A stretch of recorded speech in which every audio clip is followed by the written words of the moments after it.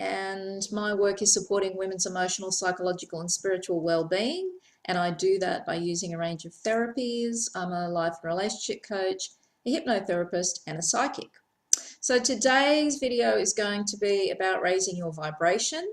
I promised some of my clients and friends on my Facebook page that I would put together something, and I was going to write a blog and I never got around to doing that. So I'm going to do a video because it will be quicker and easier, and you don't have to read it, you can just watch it. You know, that's cool, isn't it? All right. So raising your vibration, why would you want to raise your vibration? Okay, really good question. When you raise your vibration, what you're actually doing, so it's one way of describing feeling good, being in joy, being in love, being in bliss, being at peace, being happy, enjoying all of your relationships with people around you, enjoying your work. So when I talk about raising your vibration, I mean going back to the state of actually being who you really are. I believe that we are born with a high, beautiful vibration. We are born in pure love, and little babies know that they're gorgeous, that they're lovable, that they deserve love just because they exist. And then as life happens to us along our path, we lose that. Parents, you parents out there, you do the best that you can. All parents, I believe, do the best that they can given who they are, what they know, and what they're capable of and what their life's like.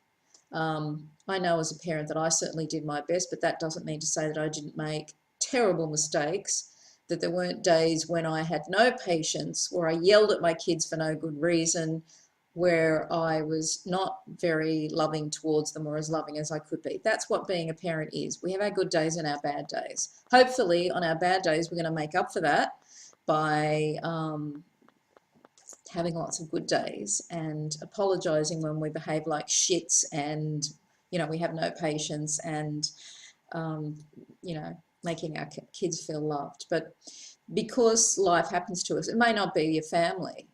It could be you go to school and you get bullied, your friends are horrible to you, you have tragic life experiences, all of that stuff that is called life happens to us, and it lowers our vibration.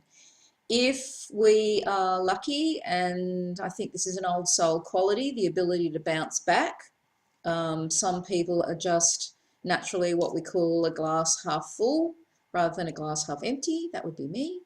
I'm a glass half full person. It doesn't matter what shit horrible thing has happened to me in my life. You can't keep me down there. I bounce back. I don't know how I do that. I believe that's because I'm an old soul and, you know, it's part of my program, and I'm getting a lot of help from upstairs to do that. So we're born with a high vibration. Life happens to us. Our vibration gets flattened. I mean, anyone with anxiety, depression, anyone who has had childhood trauma, you may have been the child of a narcissist or someone who had a cluster B mental disorder like borderline personality disorder. You may be the child of an alcoholic or a drug addict or blah, blah, blah, blah, blah. And the list goes on. Your vibration is low. If you've had any of those experiences then, and you haven't done any healing work on yourself, then it's highly likely that your vibration will be much lower than what it could be. So what does that mean to have a low vibration? What are the effects of that? Why would we want to bother to raise our vibration? If you don't have all of your energy in a sense of wholeness in your being, and part of your energy is fragmented off. So that's what happens in childhood trauma. A part of our psyche fragments off, an aspect of ourself fragments off from the whole and is stuck there in time. That's why when you get triggered, something that happens in your now moment unconsciously reminds you of something that happened to you in your past. You get triggered and you go back to being that child. So you might go back to being 5 years old. I had an aspect of myself that thankfully I've now healed, but it took me a long time to do that, to realize that that's what was happening. I went back to being 6 And, you know, it was very much poor me. I used to call it poor me. Poor me. And I'd go back to this isn't fair, and why is this happening to me, and nobody loves me, and I don't deserve to be treated this way, blah, blah. Because, you know, that was a coping strategy of mine that I developed when I was a child. So if you don't have all of your energy, think of yourself as a vessel that holds 100% of energy. And say 10% of your energy is in that childhood trauma, and 10% is in that childhood trauma, and there's another 5% over here, and there's another 15% over here. You don't have all the energy that you require in order to create your life fluidly, effectively, and deliberately, right? Because you've got fragmented aspects of yourself in all other places. In some schools of thought, it's called soul retrieval, where you take back a part of your soul that's been fragmented off. I call it soul integration. And I got that from Sheila Gillette, who channels Theo. That's what Theo calls it, soul integration. So that I like that. That stuck with me. So when you have a higher vibration, you can create better, you can create faster and more easily. Things manifest more quickly in your life. You attract different people into your life. You know, my grandmother would have said, you lay down with dogs, you catch fleas, or birds of a feather flock together, right? Okay. If you've got a low vibration, you attract people of low vibration, and they cause drama and suffering in your life. We don't want to attract those people, right? So we raise our vibration, we attract a different kind of person. There was a point of time in my path to healing from my childhood abuse and dysfunctional family. There was a point in time where I realized that I had raised my vibration sufficiently that everywhere I went, people were nice to me. People smiled at me. Shopkeepers were helpful. I just stopped coming across nasty, horrible people. That doesn't mean to say I never do, but the chances of that happening to me now are minimal. It doesn't happen nearly as much as it used to.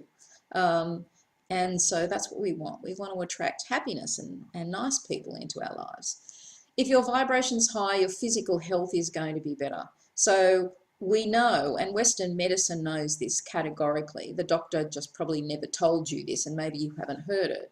But all physical illness is caused by emotional or psychological illness first. There's something going on emotionally and psychologically inside you, and that manifests in a physical illness. Otherwise, our bodies know absolutely well, automatically, how to heal us from anything that could happen to us, but they don't. For reason, and that's the reason. There's something going on in our energy system, in our vibration, that causes us to attract or create ill health in our lives. That's the way it goes. If you have a high vibration, you can achieve your highest potential, so you'll have greater success in life.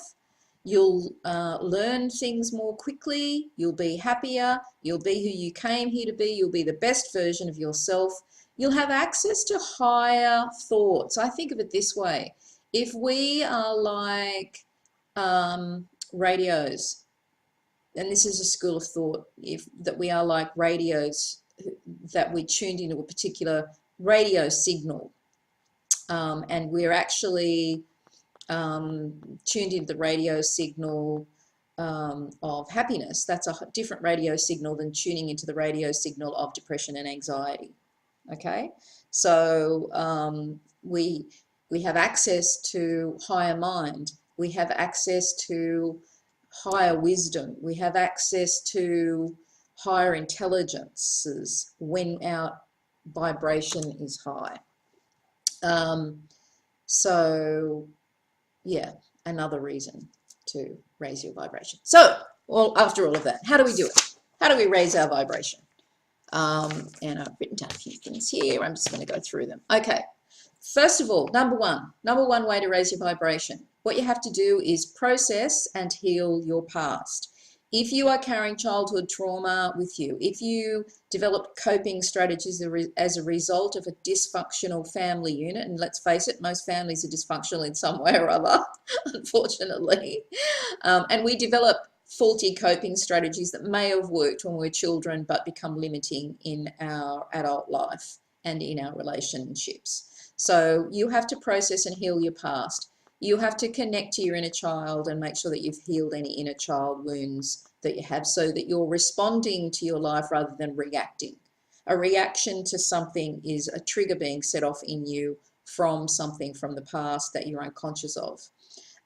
So in order to heal, you have to have personal insight. You have to know what your shit is. That's what I like to say to my clients. Step one, know what your shit is. Once you know what your shit is, you can start to do something about it. And therefore, when you heal yourself from all of your stuff, then your vibration can rise. Until then, you're kind of held in the past. Number two, process and control your emotions. Okay, so in order to process and control your emotions, I like to use the AAA method. AAA.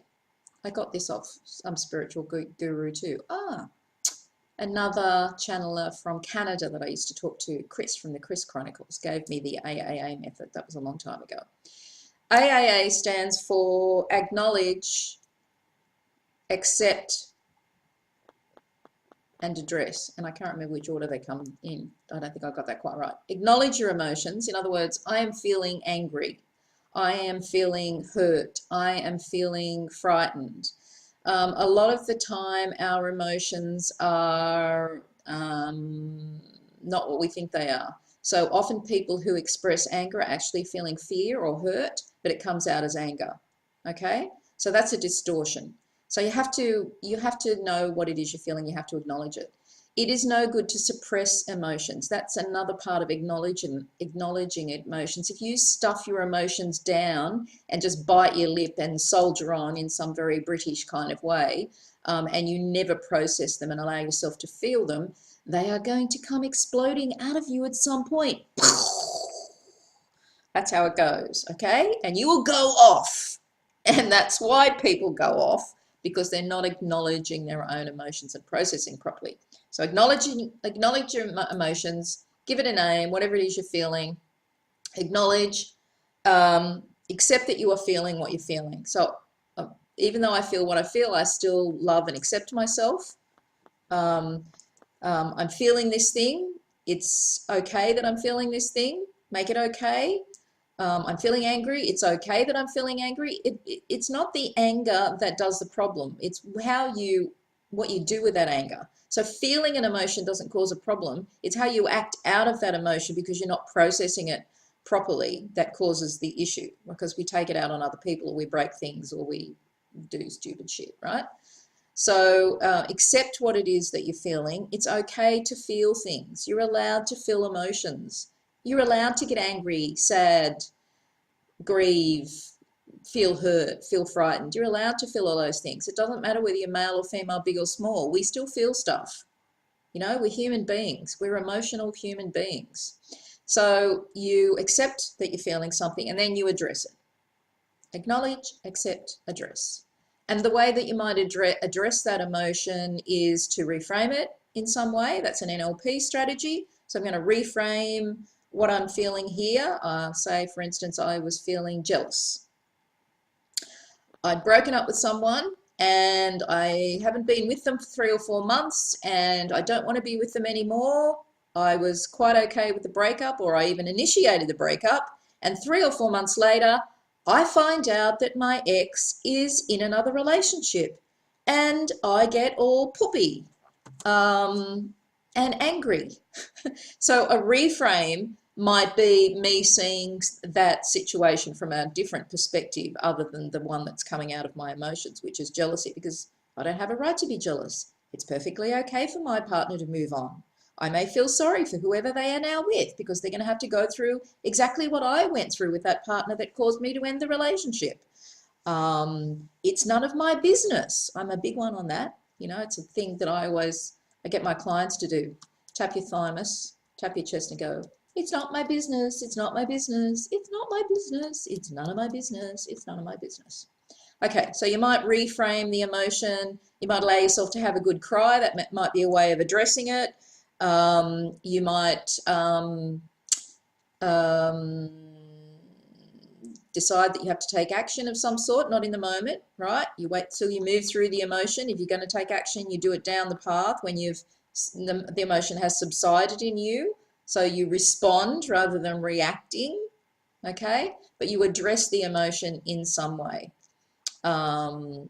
Sometimes we just allow the emotion to move through us. We just acknowledge it, we accept it, we allow it to move through us, and we wait till it passes, and then we work out what was going on, that kind of thing. I once heard this story about the Dalai Lama, and it was that the ABC was interviewing the Dalai Lama, that Kerry guy off the ABC, and he asked the Dalai Lama whether the Dalai Lama had negative emotions. And the Dalai Lama said, "Yes, I do." And Kerry was like, "Oh my God, seriously? The Dalai Lama has negative emotions. What negative emotion would you feel?" And the Dalai Lama said, "Anger. Yep, I get angry." And Kerry's like nearly falling off his chair, and he goes, "What would make the Dalai Lama angry?" And the Dalai Lama said, "Well, I was being interviewed recently in the US, and the reporter, the journalist, asked me a question, and I answered it, and she asked me the same question again, and I answered it again, and then she asked me pretty much the same question again, and then I feel angry." And Kerry's nearly falling off his chair, and he's going, "Oh my God, this is a scoop. The Dalai Lama gets angry." And the Dalai Lama said, "No, wait a minute. It's not the having of the emotion that causes the problem. Emotions come, they give us a message. They're a communication, if you like, from our inner self. And once the communication is got, once the message is got, the emotion passes through us, right?" And the communication in that case might have been to the Dalai Lama, "I have a preference for people not asking me the same question over and over again." Or maybe to the Dalai Lama, it might have been, "I need to work on my patience a little bit more." Or maybe, "I'm tired and I need a break and I need a rest, and I don't really think it's the right thing for me to do to be answering more questions today." That you have to decide what the message is. But yeah, the AAA message. Okay, raising your vibration. Number 3, control your thoughts. Now, I'm not going to go into a great deal of detail here because I've already done a lot of this. There is a video on my YouTube channel on how to control my thoughts. I wrote a book. You can't see it. Around the wrong way, maybe. Get Back Your Mojo. The Ultimate Secrets to Beating Anxiety and Depression. It's available on Amazon, and chapter 3 is all about how to control your thoughts. So just let's say that if you're going to control your emotions, you have to control your thoughts first. If you need to, study the contents of your mind. You have to know what goes on in your mind. You have to use your mind for good instead of evil. You have to not let your mind run rampant like a naughty child, thinking whatever it wants to think. You need to be in control of it. You need to think deliberately and consciously, and that will make a huge difference in your life and a difference to your vibration. Number 4, look after your body. Again, not going to go into a lot of detail. It's not my thing. I'm not a health guru. But stress, really bad for the body. Adrenaline and cortisol running through the body, not good. And a lot of people are stressed right now. Your vibration will never be high if you are stressed, okay? You have to be in a state of peace and acceptance and grace in order for your vibration to raise. So you don't allow yourself to get stressed out. That doesn't mean to say that things don't happen in my life that stress me out. Of course they do. I have a life like everybody else, but I process it and I get over it really quickly because my vibration is important to me. I'm doing psychic readings, I'm working with people, I'm helping people, and I can't help people if I am all messed up and I'm stressed out. I can't help people. So I take care of myself. I also have children and grandchildren I need to take care of. So I need to be peaceful and calm in order to do that as much as possible. Food, very important. What you put in your mouth, very, very important to looking after your body. Exercise, very important. I won't belabor that. Okay, 5, feel as much joy as you can.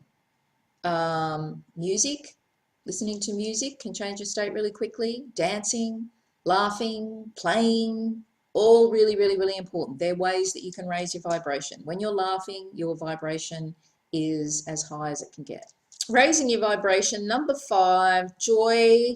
What was it that Jesus Christ was supposed to have said in the Bible? Only the little children will enter the kingdom of heaven. That's it. Children are naturally loving, naturally playful, naturally joyful, and so they've got a good vibration. Number 6, creativity. You can raise your vibration by engaging in creativity. You know, when you're in the zone and you lose all track of time and you forget to eat because you're so absorbed in something, in an activity. And I believe that's a moment of channeling. I believe that's you channeling that creativity, whether it's music or writing or art or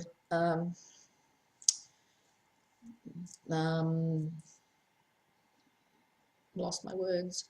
Art, innovation, yeah, inspiration. Any of those creative activities you are actually channeling. We're all capable of channeling. So that's a creative moment, is a moment where your vibration naturally goes higher. Number 7, about raising your vibration, having good boundaries. Really, really, really important. If you're going to be happy, if you're going to have healthy relationships with others, you need to have good boundaries. And it's your job to set those boundaries with other people and to reinforce those boundaries when other people invade your boundaries.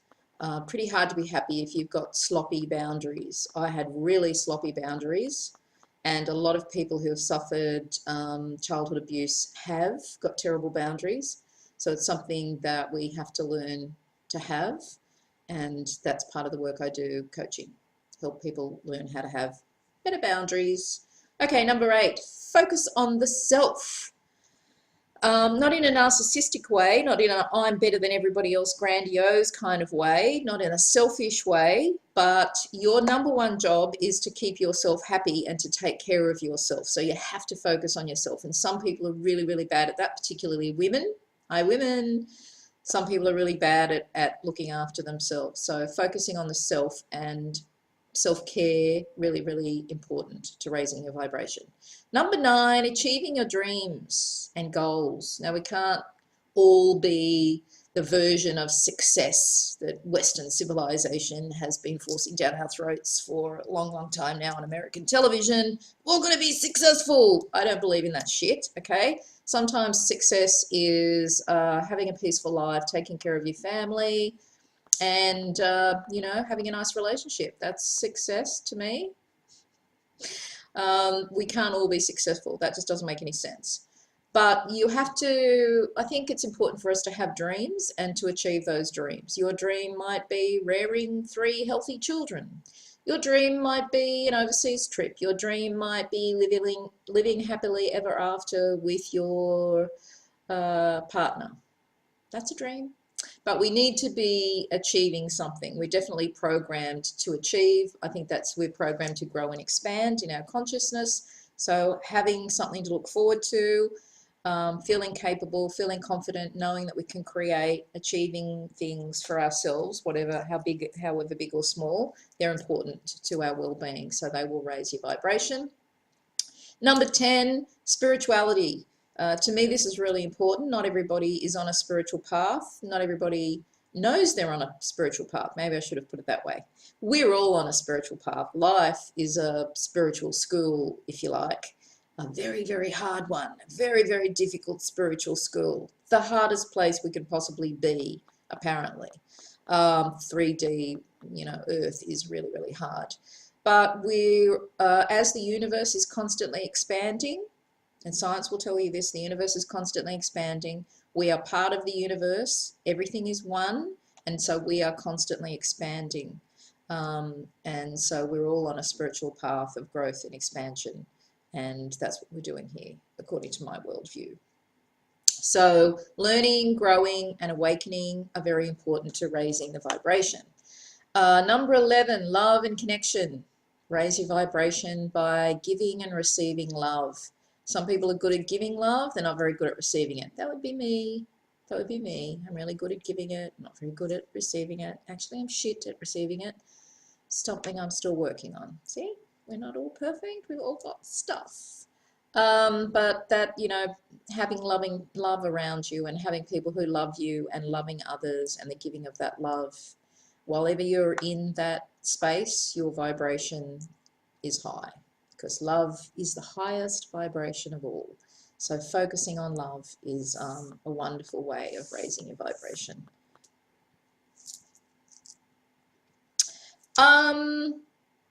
Number 12, nature. Nature is really important for raising your vibration. Being outside, going for a walk in a park, walking on the beach, I don't have to tell you this, when you go outside and you feel the sun on your face and you're out there outdoors, it makes you feel better. It raises your vibration. Number 13, minimize technology. Really, really important. Really, really important. Your vibration is severely affected by technology. Wi-Fi is really bad for you, okay? Turn your Wi-Fi router off before you go to bed at night. Turn your phone off. Turn your iPad off. Turn it all off. And really good to have something to protect you. I don't know whether you can see, but on the back of my phone, I've got this little EMF protector thing. I've got an EMF regulator in my house that's supposed to protect me. I paid a lot of money for it. It was about $250. I can't tell you that it actually works yet, but I've ordered an EMF monitor thing that I can check the EMF in my house with it. When it comes, I'll tell you whether it works or not. But I do know that EMFs, electromagnetic frequencies, are really bad for us, and so they're bad for your vibration. And apparently 5G is the worst it can get. It does terrible things. Causes cancer, causes tumors, causes diabetes. I heard yesterday EMFs cause diabetes. All sorts of awful things. So just be aware of that. Technology is good in a way, but not necessarily always. And that's it.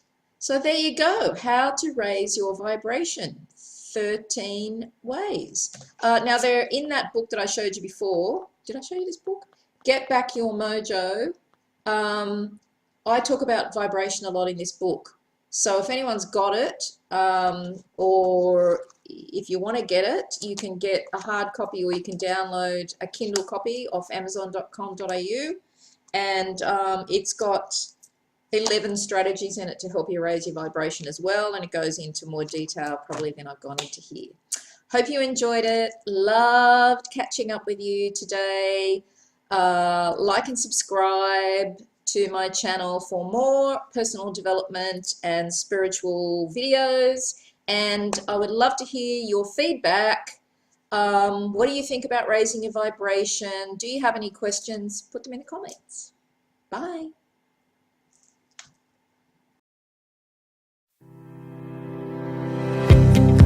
Much love and blessings, and thank you for this wonderful opportunity.